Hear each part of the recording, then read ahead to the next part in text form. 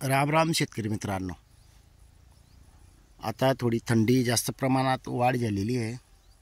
त्यामुळे बऱ्याच शेतकऱ्यांचे वेगवेगळी समस्या असते. पिवसर पडणे, या पीक अन्नद्रव्य न उचलणे, अशी भरपूर एक समस्या असते. शेतकरी मित्रांनो, जर की आपल्या जमीन भुसभुशीत असेल, सुपीक असेल, तर आपल्या जमिनीत हा प्रकार होत नाही. कारण जमिनीमध्ये जर मुळ्या व्यवस्थित चालत असतील, वापसा कंडिशन होत राहत असेल, तर त्यामुळे पिकांवर तेवढा साईड इफेक्ट होत नाही. जर की आपली जमीन कडक असेल आणि पाणी दिलं गेलेलं असेल, तर ते पाणी निचरा होत नाही. त्याच्यामुळे मोठ्या समस्या ह्या होतात राहतात. आणि हिवाळा म्हटलं की पाणी तंतोतंत देणं हेही महत्त्वाचे आहे. सर्वात महत्त्वाचं पाणी नियोजन. काही मंडळी जास्त प्रमाणात पाणी देऊन देतात आणि त्यामुळे हे प्रॉब्लेम येतात. जर तुमची जमीन भुसभुशीत असेल, या बेड पद्धतीवर असेल आणि युगायुग कधी एखाद्या वेळेला पाणी दिलं गेलं असेल, तर तेवढी समस्या येणार नाही किंवा येत नाही. आणि जर शेतकऱ्यांना हा प्रॉब्लेम आलाच असेल, तर त्याच्यावर बेस्ट उपाय आहे. जास्त महाग नाही आहे, सर्व शेतकरी करू शकतायत. ज्यांच्याकडे आपलं SR कल्चर नसेल तेही करू शकतायत, असं नाही. आणि बघा शेतकरी मित्रांनो, माझा उद्देश आहे की बा 4 शेतकऱ्यांचा फायदा होणे. मी केव्हा असं म्हणत नाही की माझंच कल्चर असेल तर तुम्ही नियोजन करा. तुमच्या जवळ जे काही असेल त्याच्यावर पण नियोजन करू शकतायत. फक्त प्रमाण कमी जास्त असू शकतं. आपल्या SR कल्चरमुळे प्रमाण हे अति कमी असतं. 150 ml ज्या काही निविष्ठा बनवतो आपण, फक्त 150 ml मध्ये काम होतं, बाकीच्यांमध्ये होत नाही. कारण याचे मागे 3-4 वर्षाचे आपल्याला अनुभव आहेत. ते जेव्हा आपण मागं वापरत होतो तेव्हा आपल्याला त्याच्यात काही हे नाही आहे. आता जे शेतकऱ्यांना मुळ्यांवर या पिवसळपणा असतील, तर त्याच्यावर एक रामबाण उपाय आहे. ज्यांच्याकडे गोमूत्र काढा असेल, आपण सांगितल्याप्रमाणे बनवलेलं, त्यांनी गोमूत्र काढा घ्यायचे 150 ml त्यामध्ये.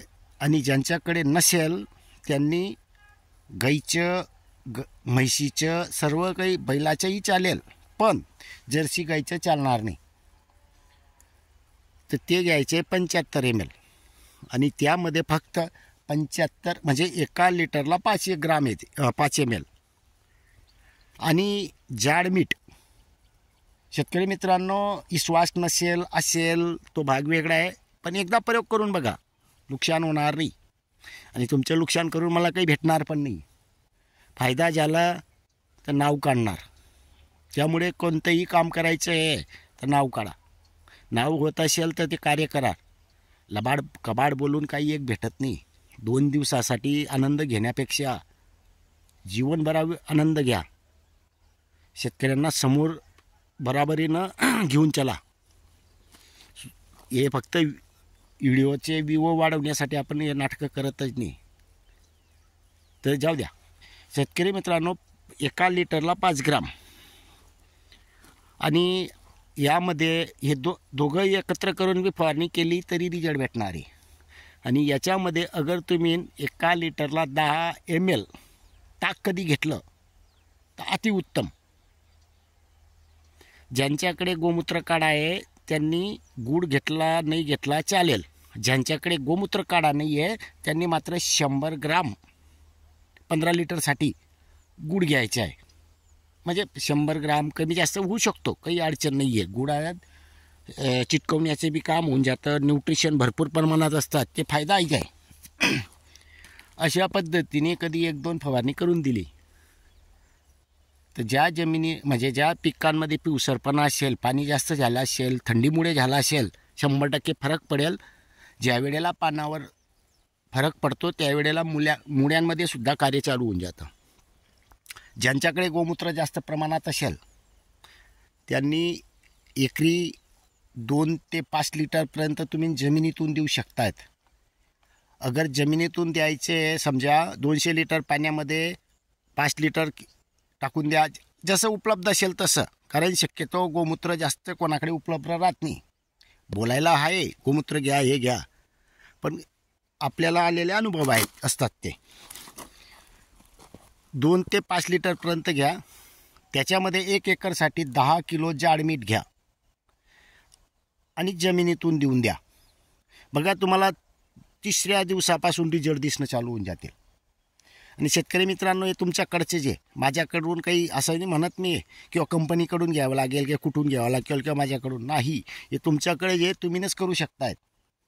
अजून एक सांगतो, ज्या घरगुती आपण जे वापर करतो याचे परिणाम हे आपल्याला कंपल्सरी भेटत असतात. रासायनिक दुकानातून कधी घेतलं तर 2-4 दिवस रिझल्ट दिसतील, नंतर अजून तोच प्रॉब्लेम येतो. याचं तसं नसतं, याचे कार्य हे चालूच असतं. तर शेतकरी मित्रांनो, जागे व्हा, खर्च कमी करा. खर्च कमी करून चांगलं उत्पन्न कसं येईल याच्यावर लक्ष द्या. शेवटी तुमची इच्छा. आपलं काम आहे व्यवस्थित जे आहे ते व्यवस्थित सांगणे. कसं असतं, बाकीच्यांना जाडमीठ चालत नाही, सोडियम क्लोराईड जास्त दिसतो क्षार. एखाद्या वेळेला त्याच्याकडे दुर्लक्ष करून प्रयोग करायला काही अडचण नाही आहे. मी काय म्हणतो, इतक्या वर्षापासून म्हणत आलो आहे, मी टाकतो आहे, माझ्या जमिनीत देतो आहे, मला प्रॉब्लेम आला नाही आजपर्यंत, तर तुम्हाला काय येईल? शेवटी तुमची इच्छा आहे. मग फक्त ट्रायल बेस म्हणून थोडा प्रयोग करून बघा. काही अडचण आली संध्याकाळी 6 नंतर फोन करू शकतात तुम्ही. धन्यवाद.